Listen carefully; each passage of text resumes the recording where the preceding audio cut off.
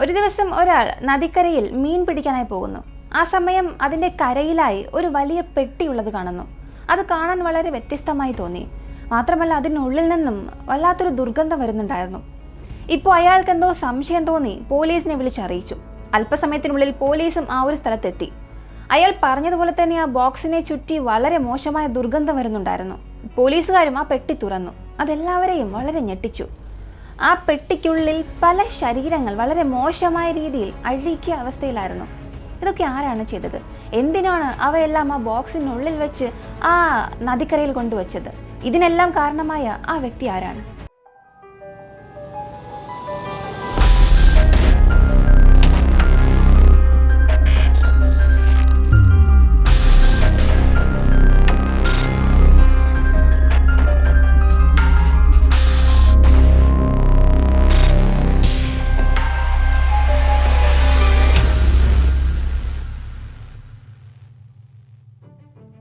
വീഡിയോയിലേക്ക് പോകുന്ന മുൻപായി നിങ്ങളുടെ സമയം 2 സെക്കൻഡ് എനിക്ക് വേണ്ടി മാറ്റിവെച്ച് ഈ വീഡിയോയ്ക്ക് ഒരു ലൈക്ക് തരിക. ഇപ്പോഴും ഒരുപാട് പേര് സബ്സ്ക്രൈബ് ചെയ്യാതെയാണ് നമ്മുടെ ചാനൽ കണ്ടുകൊണ്ടിരിക്കുന്നത്. മറക്കാതെ സബ്സ്ക്രൈബ് ചെയ്ത് സപ്പോർട്ട് ചെയ്യുക. 1929 ജനുവരി 9 ഡൊറോത്തി കാലിഫോർണിയയിൽ ജനിച്ചു. ഈ ഡൊറോത്തി അവരുടെ വീട്ടിൽ 6ാമത്തെ മകളായിരുന്നു. ഡൊറോത്തിക്ക് ഒരു 8 വയസ്സുള്ളപ്പോൾ തന്നെ അവളുടെ അച്ഛൻ TB വന്ന് മരിക്കുന്നു. അവളുടെ വീട്ടിലെ എല്ലാ ജോലികളും അച്ഛനായിരുന്നു ചെയ്തിരുന്നത്, ഭക്ഷണം ഉണ്ടാക്കുന്നത് ഉൾപ്പെടെ. അച്ഛൻ മരിച്ചതിന് ശേഷം ആ വീട്ടിലുണ്ടായിരുന്നവർക്ക് എന്ത് ചെയ്യണമെന്നേ അറിയില്ല. പറഞ്ഞു വന്നാൽ ഡൊറോത്തിയുടെ അമ്മയ്ക്ക് ഒരു കാര്യവും അറിയില്ല. കൂടാതെ ഭർത്താവ് മരിച്ചുപോയതും അവർ വല്ലാതെ തളർത്തി. ഈ ഒരു ദുഃഖം മറക്കാൻ അവരുടെ അമ്മ മദ്യപിക്കാൻ തുടങ്ങി. എപ്പോഴും മദ്യപിച്ചുകൊണ്ടേയിരിക്കും. ആ സമയങ്ങളിലെല്ലാം വീട്ടിലെ മക്കളെ അടിക്കുകയും ടോർച്ചർ ചെയ്യുകയും ചെയ്യും. ഇങ്ങനെ ദിവസങ്ങൾ പോയിക്കൊണ്ടിരുന്നു. വീടിനുള്ളിലുണ്ടായിരുന്ന മക്കളും വളരെയേറെ ബുദ്ധിമുട്ട് അനുഭവിക്കാൻ തുടങ്ങി. ഒരു ദിവസം അവരുടെ അമ്മയ്ക്കൊരു അപകടം സംഭവിക്കുകയും അതിൽ മരിക്കുകയും ചെയ്തു. ഇതിനുശേഷം ഈ കുഞ്ഞുങ്ങളെല്ലാം എന്ത് ചെയ്യണമെന്നറിയാതെ ഒറ്റയ്ക്കായി.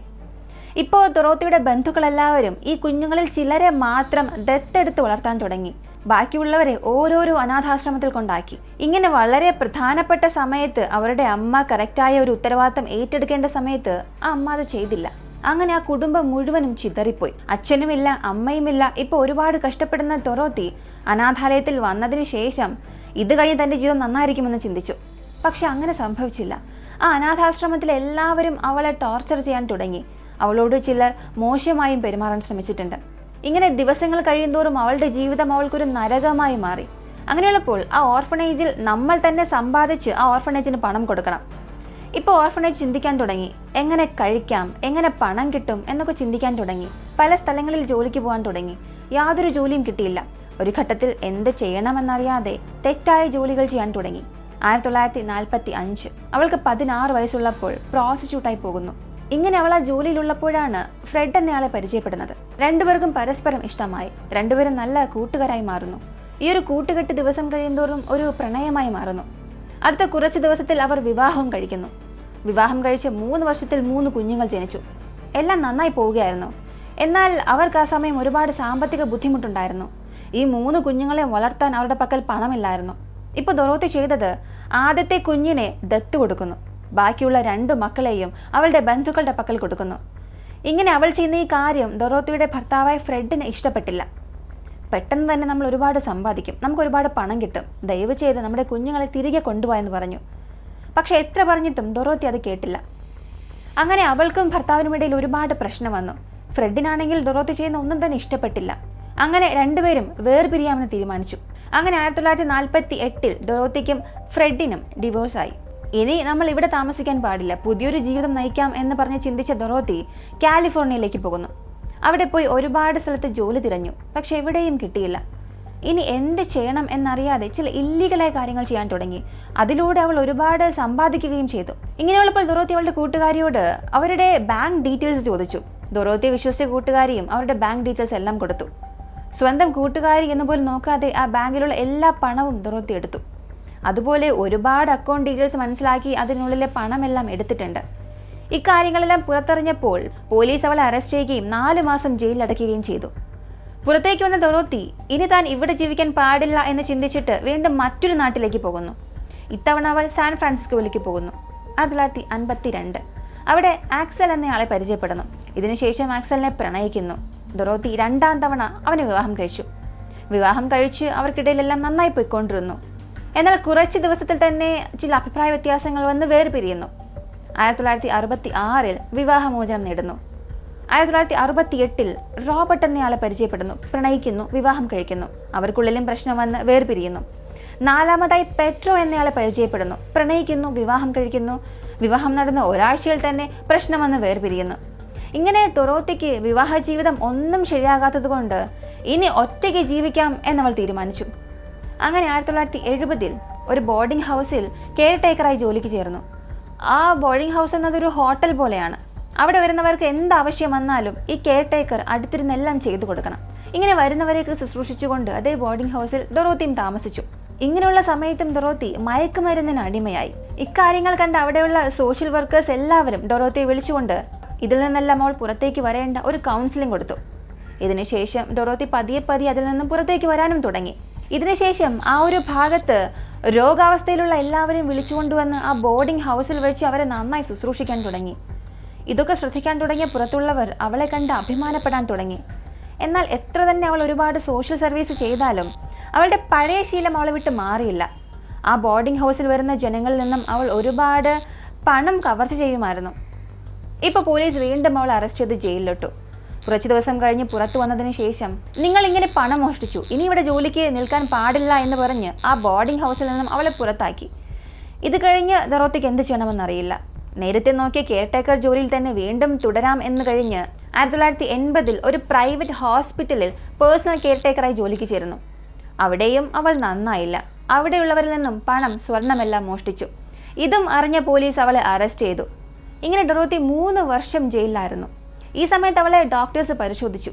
അങ്ങനെ സ്കിസോർഫേനിയ എന്നൊരു കണ്ടീഷൻ ഉള്ളത് മനസ്സിലായി. ഇപ്പോൾ പോലീസുകാർ അവളെ റിലീസും ചെയ്തു. പുറത്തിറങ്ങിയ ഡൊറോത്തി സ്വന്തമായി ഒരു ബോർഡിംഗ് ഹൗസ് ഉണ്ടാക്കി. അവിടെ മറ്റുള്ളവരാൽ ഉപേക്ഷിക്കപ്പെട്ടവരെ, അച്ഛൻ അമ്മ ഇല്ലാത്തവരെ, പാവപ്പെട്ടവരെ എല്ലാവരെയും വിളിച്ചു കൊണ്ടുവന്ന് അവിടെ അവരെ ശുശ്രൂഷിക്കാൻ തുടങ്ങി. ഈ സമയത്ത് ആ നാട്ടിൽ ചില ഷാഡോ പീപ്പിൾസ് എന്ന് പറയും. ഇവർ അവിടെയുള്ള ജനങ്ങൾ കാരണം അടിച്ചമർത്തപ്പെട്ടവരായിരിക്കും. പലരും അവരെ മാറ്റി നിർത്തിയിരുന്നു. ആരും അവർക്ക് യാതൊരു സഹായവും ചെയ്യില്ല. അങ്ങനെയുള്ള ഷാഡോ പീപ്പിൾസിനെ വിളിച്ചു കൊണ്ടുവന്ന് ഈ ബോർഡിംഗ് ഹൗസിൽ വെച്ച് താമസിപ്പിക്കും. അങ്ങനെയുള്ളപ്പോൾ പോലീസ് ശ്രദ്ധിച്ചൊരു കാര്യം, ഈ ഷാഡോ പീപ്പിൾസിൽ ഓരോരുത്തരായി കാണാതാകുമെന്ന് ശ്രദ്ധിച്ചു. ഇപ്പോൾ പോലീസുകാർ അറിഞ്ഞത് ഇങ്ങനെ കാണാതാകുന്ന എല്ലാവരും അവസാനം ഡൊറോത്തിയുടെ ബോർഡിംഗ് ഹൗസിലായിരുന്നു താമസിച്ചത് എന്ന്. സംശയം വന്ന പോലീസുകാർ ഇക്കാര്യത്തെക്കുറിച്ച് ഡയറക്റ്റ് ഡൊറോത്തിയോട് തന്നെ ചോദിച്ചു. അവർ പറഞ്ഞത്, ഞാൻ വിളിച്ചു കൊണ്ടുവന്ന ആളുകൾക്ക് കുടുംബമോ കുട്ടികളോ ഒന്നുമില്ലായിരുന്നു. അവരെല്ലാം വളരെ മോശമായ അവസ്ഥയിലായിരുന്നു. ഞാൻ അവരെ നന്നായി നോക്കുക മാത്രമായിരുന്നു ചെയ്തത്. പക്ഷെ അത് കഴിഞ്ഞ് അവർ എവിടെ പോയെന്ന് എനിക്കറിയില്ല എന്ന് പറഞ്ഞു. ഇത് കേട്ട പോലീസുകാരും ശരി, ഡൊറോത്തി ഇതിൽ യാതൊരു തെറ്റും ചെയ്തിട്ടുണ്ടാകില്ല എന്ന് പറഞ്ഞ് അവിടെ നിന്നും പോയി.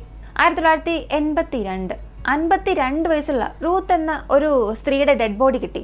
ആ ശരീരം പോസ്റ്റ്മോർട്ടം ചെയ്തപ്പോൾ അവരുടെ ശരീരത്തിൽ അളവിൽ കൂടുതൽ മയക്കുമരുന്നുണ്ടായിരുന്നു എന്നുള്ളത് കണ്ടെത്തി.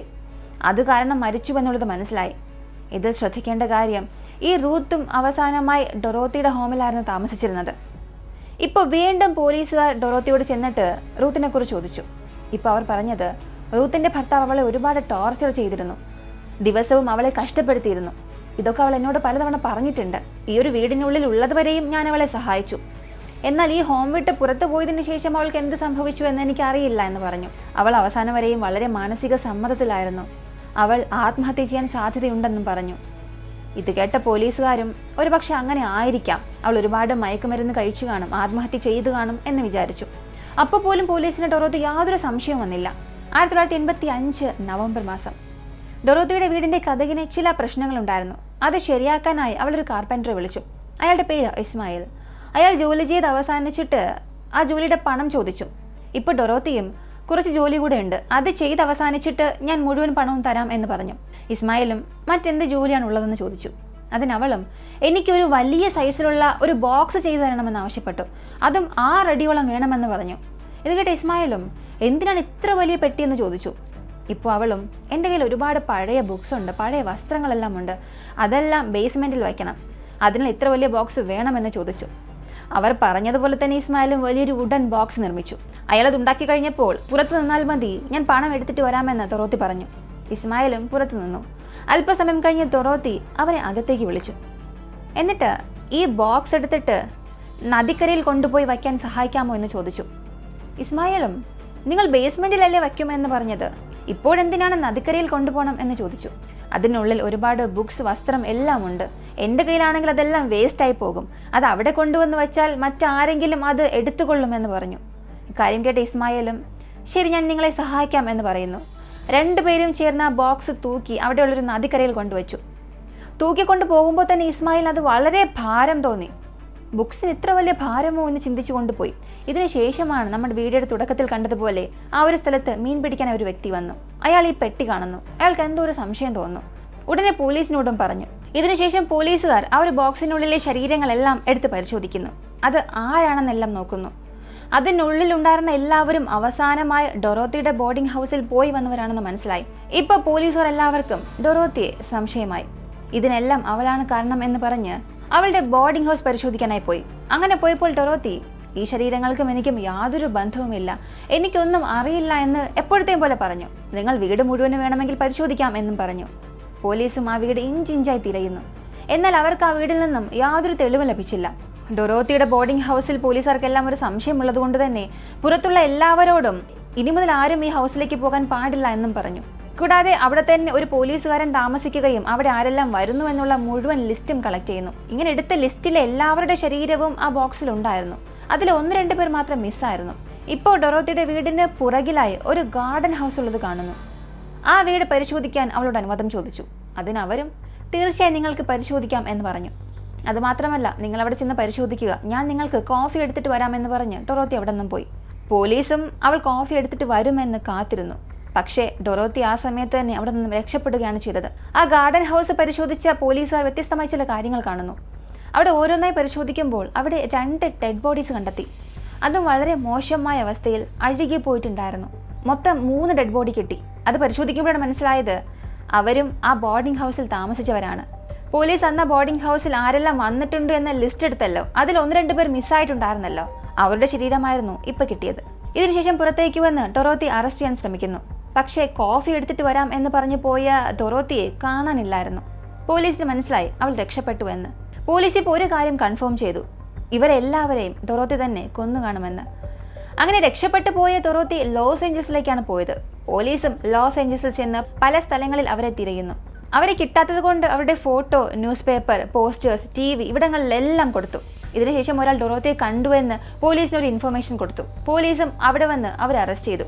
ഡൊറോത്തിയെ ചോദ്യം ചെയ്തപ്പോൾ അവൾ പറഞ്ഞത് ഇതിനും എനിക്കും യാതൊരു ബന്ധവുമില്ല, ഞാനൊരു നിരപരാധിയാണ് എന്നാണ്. പക്ഷേ ഇതൊന്നും പോലീസ് വിശ്വസിച്ചില്ല. ഡൊറോത്തി പറഞ്ഞത് ഈ ഹോമിനുള്ളിൽ ഞാൻ ഒരുപാട് പേരെ സഹായിച്ചിട്ടുണ്ട്, അത് ഒരുപാട് പേർക്ക് ഇഷ്ടപ്പെട്ടില്ല, അതിനാൽ എൻ്റെ ഹോമിൽ താമസിച്ച ആളുകളെ ആരോ ഒരാൾ ടാർഗറ്റ് ചെയ്ത് കൊന്നതാണ്, ഇതിനും എനിക്കും യാതൊരു ബന്ധവുമില്ല എന്ന് പറഞ്ഞു. പക്ഷെ ഇതൊന്നും ആരും വിശ്വസിക്കാൻ തയ്യാറായില്ല. പോലീസുകാരുടെ വസ്തുക്കൾ, തെളിവുകൾ എല്ലാം ഉപയോഗിച്ച് അവർ തന്നെയാണ് ഇത്രയേറെ കൊലപാതകങ്ങൾ ചെയ്തത് എന്ന് നിരൂപിക്കുന്നു. അവരെ ജയിലിലടയ്ക്കുകയും ചെയ്തു. ജയിലിൽ പോയതിനു ശേഷം പോലും കൂടെയുള്ളവരോട് ഞാൻ നല്ലവളാണ്, എനിക്കും ഇതിനും യാതൊരു ബന്ധവുമില്ല, ഇവരെല്ലാവരും എന്നെ അറിഞ്ഞുകൊണ്ട് കുറ്റവാളിയാക്കിയതാണ് എന്ന് പറയാൻ തുടങ്ങി. പക്ഷെ അതും കൂടെയുള്ളവർ വിശ്വസിച്ചില്ല. അവൾ അകത്ത് പെരുമാറുന്ന രീതി കണ്ട് അവരൊരു സൈക്കോ ആണെന്ന് വരെ പറയാൻ തുടങ്ങി. 2011 82 വയസ്സുള്ള ഡൊറോത്തി ആരോഗ്യ പ്രശ്നങ്ങൾ കാരണം ആ ജയിലിനുള്ളിൽ തന്നെ മരിക്കുന്നു. എന്നാൽ അപ്പോവരെയും ഇതൊക്കെ അവരാണോ ചെയ്തത്, അവരാണ് ചെയ്തതെങ്കിൽ എന്തിനു വേണ്ടി ചെയ്തു, ഇക്കാര്യങ്ങളൊന്നും വ്യക്തമായി ആർക്കും അറിയില്ല. എന്നാൽ ഡൊറോത്തി ചെറിയ പ്രായം മുതലേ ഒരുപാട് ബുദ്ധിമുട്ടുകൾ അനുഭവിച്ചിരുന്നു. അത് നമുക്കും ഇല്ല എന്ന് പറയാൻ കഴിയില്ല. വലുതായതിനു ശേഷം അവൾക്ക് നല്ലൊരു വ്യക്തിയായി ജീവിച്ചിരുന്നിരിക്കാം, പക്ഷെ അതും അവൾ ചെയ്തില്ല. അവൾക്ക് ചില മാനസിക പ്രശ്നങ്ങളും ഉണ്ടായിരുന്നു. എന്നാൽ ഈ രോഗം ഉണ്ടെന്ന് മനസ്സിലാക്കിയ പോലീസുകാരും ഗവൺമെന്റോ അവൾക്ക് ആവശ്യമായ ചികിത്സയും നൽകിയില്ല. ഒരുപക്ഷെ ഈ ചികിത്സകളെല്ലാം അവൾക്ക് കൃത്യമായി കൊടുത്തിരുന്നെങ്കിൽ ഈ കുറ്റങ്ങളൊന്നും അവൾ ചെയ്യില്ലായിരുന്നു. ഈ ഒരു കേസിനെ കുറിച്ച് നിങ്ങൾ എന്ത് കരുതുന്നു എന്നുള്ളത് കമന്റിൽ പറയുക. വീഡിയോ ഇഷ്ടമായ ലൈക്ക് ചെയ്യുക, ഷെയർ ചെയ്യുക. നമ്മുടെ ചാനൽ ആദ്യമായി കാണുന്നവരാണെങ്കിൽ മറക്കാതെ സബ്സ്ക്രൈബ് ചെയ്ത് സപ്പോർട്ട് ചെയ്യുക. മറ്റൊരു വീഡിയോയുമായി വീണ്ടും കാണാം.